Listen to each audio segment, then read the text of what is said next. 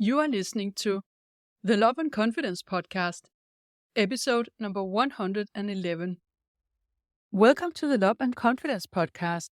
If you're a woman who wants to feel more irresistible, have more fun, and create deeper and more authentic connections, this podcast is for you. I am your host, certified life coach Lærke Nielsen, and I help you become the best and most confident version of yourself so you can attract the love life you desire. Let's get started.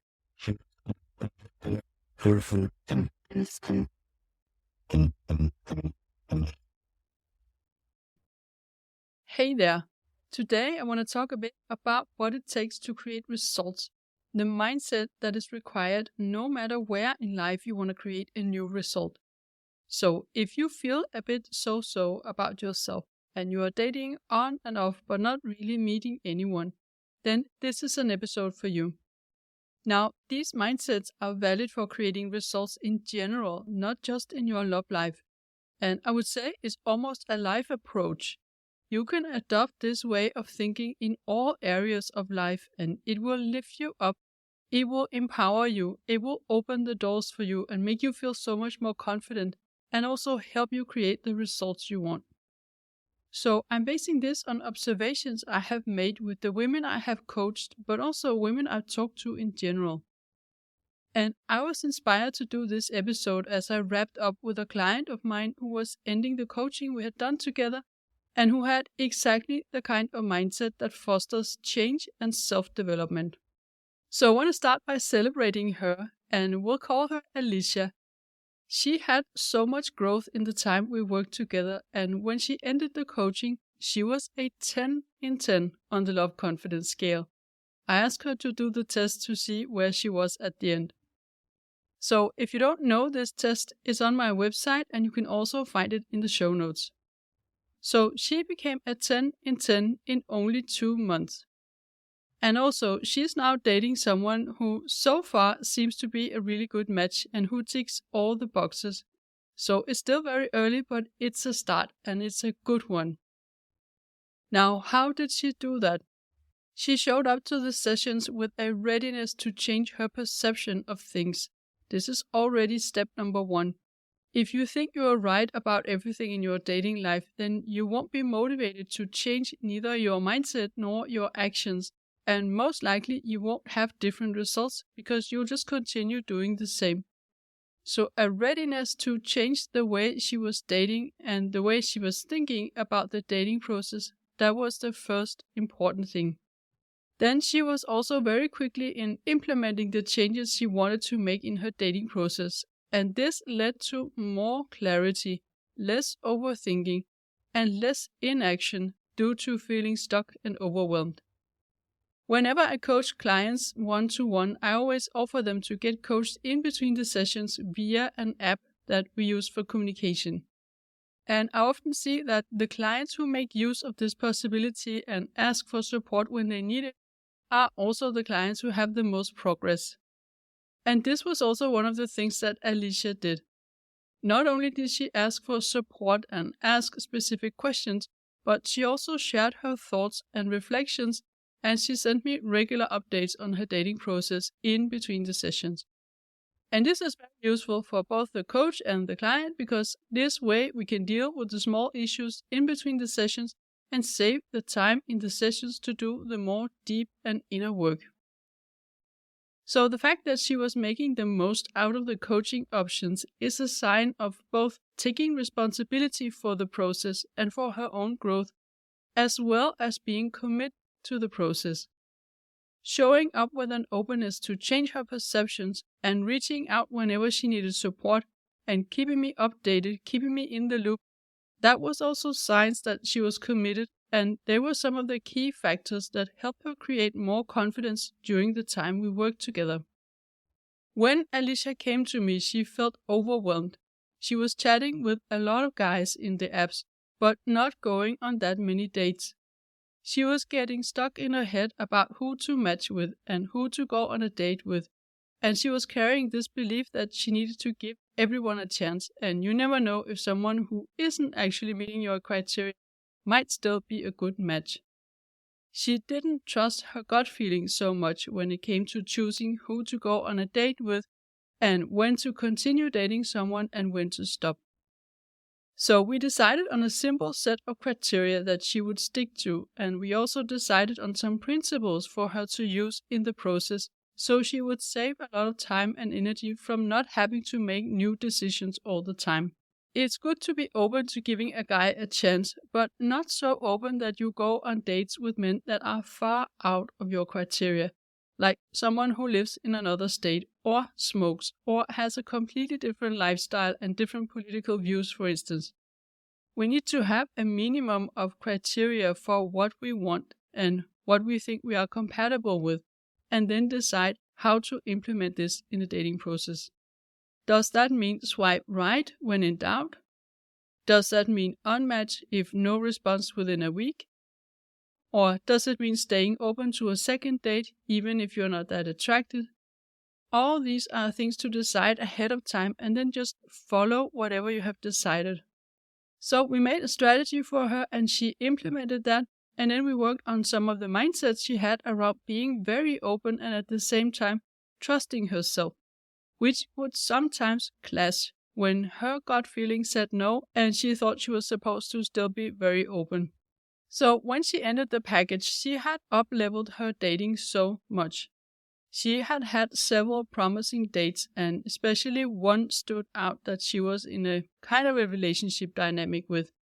And she also had stated her boundaries and managed to communicate very clearly and according to her values and standards, even when that sometimes meant that the guy would unmatch. And even better, she didn't have any regrets or mind drama about that. So I am so proud of her and all the work she put in. And the reason why I'm sharing this is that this is available to all of you. Every one of you can create that result in a couple of months. Become a 10 in 10 and meet someone interesting.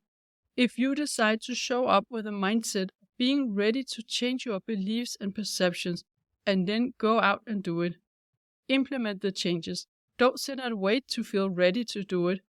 Don't get stuck in thinking it's the other's fault that you're single, that you are just unlucky and there's nothing you can do. Being ready to see how your results are created by your own behavior that ultimately is created by your mindset. And that by changing your own role in this game, you change the outcome.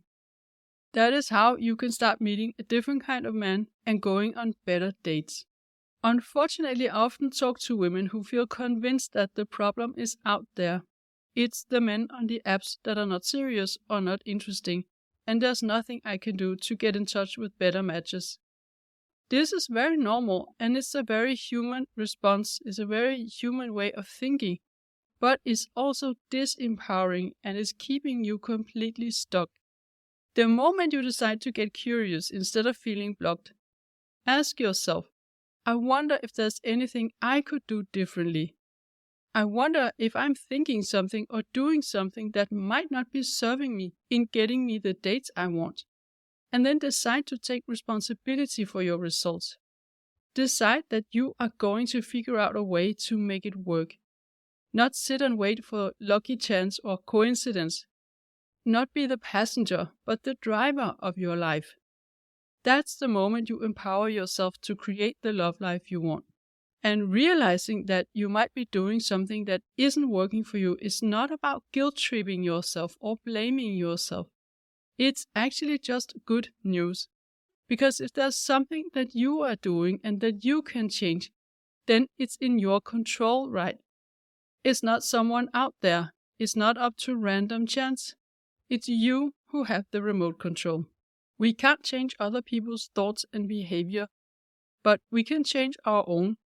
And by doing that, we can interact with other people in a new way, and we can get in touch with other people than we would normally have done. We can choose to be more discerning in some phases and more open in others.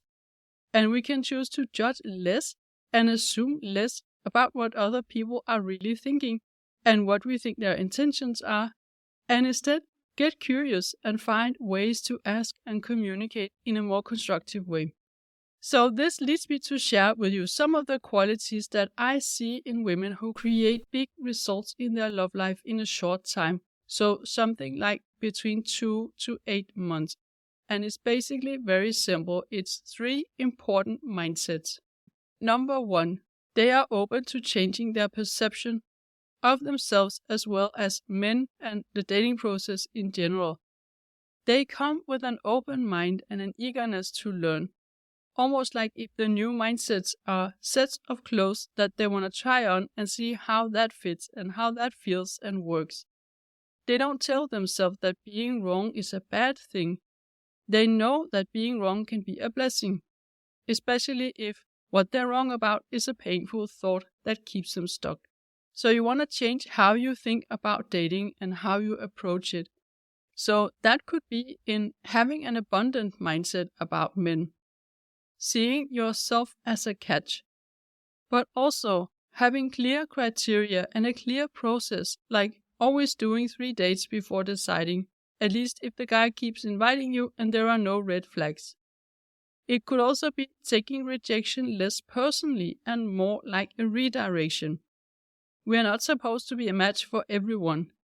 People are allowed to not be crazy about us, as we are allowed to not be crazy about them. It's not a statement of your worth or value. Openness to seeing that your mindset might not be serving you and then decide to change it to something more useful. That is the number 1 mindset approach that you need to find love and create results in your life in general. The second thing that I have seen in women who create success in their love life is that they take responsibility for the results that they have in life and the process of changing it. They don't beat themselves up or blame themselves, but they do acknowledge that there could be something in their own dating behavior that will work better if they did a slight change. They are curious about trying out new things to see if it will create a different result. They know that when they can create more or less what they want in the rest of their life, of course they can learn to do the same for dating. So understanding that they have the responsibility and the power, and then implementing the changes they want, and having an experimental approach to dating is also what I see in women who succeed. They don't take things so personally. They try out something, they see how it works, and if it doesn't work, they try out something else. And they always do that in the acknowledgement that the results that they create is their own responsibility, and they have the power to change the results. They have the power to create new results. So if what you are doing isn't working, you need to change something to get a different result. And don't get yourself stuck in the thinking that you're supposed to be able to do this on your own. If it's not working what you're doing, then be smart about it and get the support you need. Like you would do, for instance, with your finances, with your physical training, with your job search or home search. Seek the professional help you need. Hire a coach and start moving forward. And don't get caught in mind chatter about how it's everyone else's and the men in the app's fault. That is not serving you. You have the power to create new results in your love life. So don't waste your time and energy on ruminating on the small obstacles right in front of you. Get out there and go for the big love, the love of your dreams.